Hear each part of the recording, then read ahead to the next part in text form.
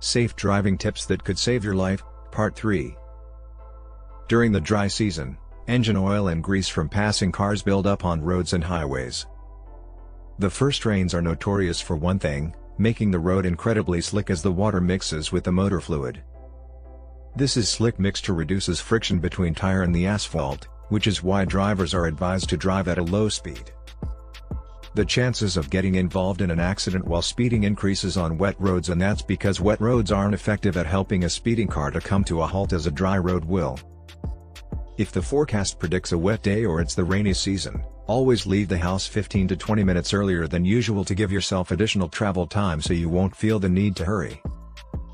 Wet roads reduce friction between tire and asphalt, thereby making your vehicle take longer to grind to a halt. We recommend putting up a safe following distance between your vehicle and the one ahead of you. A distance you can cover in 8 to 10 seconds will allow enough time to identify and respond to road hazard. If you practice safe driving habits, you will have little need to slam on the brakes and risk getting rear-ended.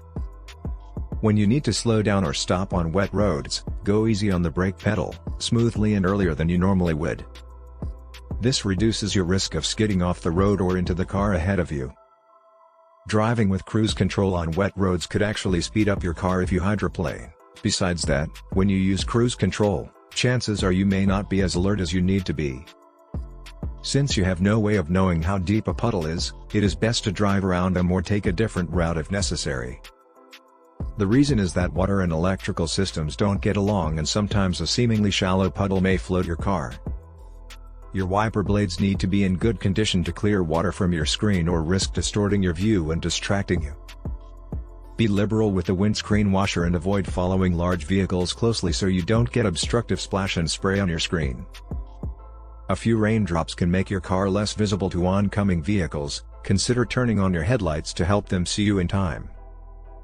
However, do not use high beams when it is raining to reduce distractive diffusion the rain creates. Fog buildup on the windshield distracts the driver's attention and also reduces the visibility of the road.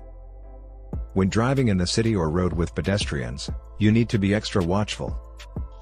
If you can barely make out the car ahead of you because of the rain, then you need to find a safe place, away from the road, and wait for the storm to subside. If your vehicle begins to hydroplane, don't panic and slam the brake or turn the steering wheel. Instead, slowly ease off the gas pedal and steer straight until your vehicle regains traction with the road. Not every driver has the proper training to handle adverse driving conditions, so don't assume you know what the other driver wants to do. Better to anticipate their movements. Be very cautious where water has flooded onto the road. It is not advisable to drive through moving water if you cannot see the bottom of it. Do not try forcing the vehicle to start, you might hydrolock and ruin your engine if water gets into the cylinders. Highway driving safety tips. When driving through the streets, new drivers have a tendency to stare straight ahead all the time, but highway driving requires that you also keep an eye on what's happening on all sides of the car. Reading and using signal lights are a very important driving skill, more so on the highway. Since neither you nor the driver ahead and behind you can read minds, always use your blinker to communicate with other drivers, and please signal 4 to 8 seconds before you make a move. It is important to maintain a safe distance prior to changing lanes and also ensure you check for any car coming up in your blind spot. When you join the highway from an entry ramp, ensure your signal light is on before taking any gap you see, and when you join the highway increase your speed to match that of the highway traffic. If you want to exit the highway, use your signal light so other drivers understand your intention, and then slow down as you enter the exit ramp. If you are learning to drive on the highway or trying to improve your confidence, it is recommended to do so after rush hour. Choose a time when the weather is conducive and there are fewer cars on the road. Stay in the right lane if you're not yet comfortable driving at high speed. If you are not comfortable driving on the highway, don't do it, keep learning on the streets. When you feel it's time to move to the highway, follow the last 2 tips and have an experienced driver or professional with you. If you ever get involved in an accident while driving on the interstate, pulling as far off the road as possible will help to prevent more damage to you or other drivers. Who knows, a distracted driver may not realize on time that your car is stationary if you stop on the side of the road. Safe driving tips for seniors.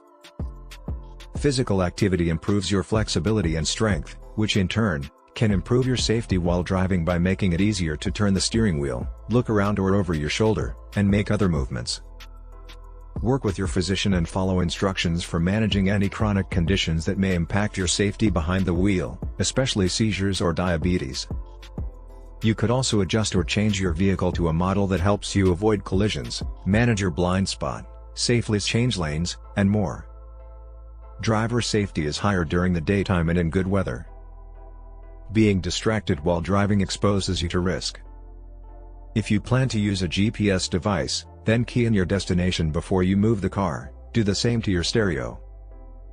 Consider taking a refresher course to update your driving skills so you and others can stay safe.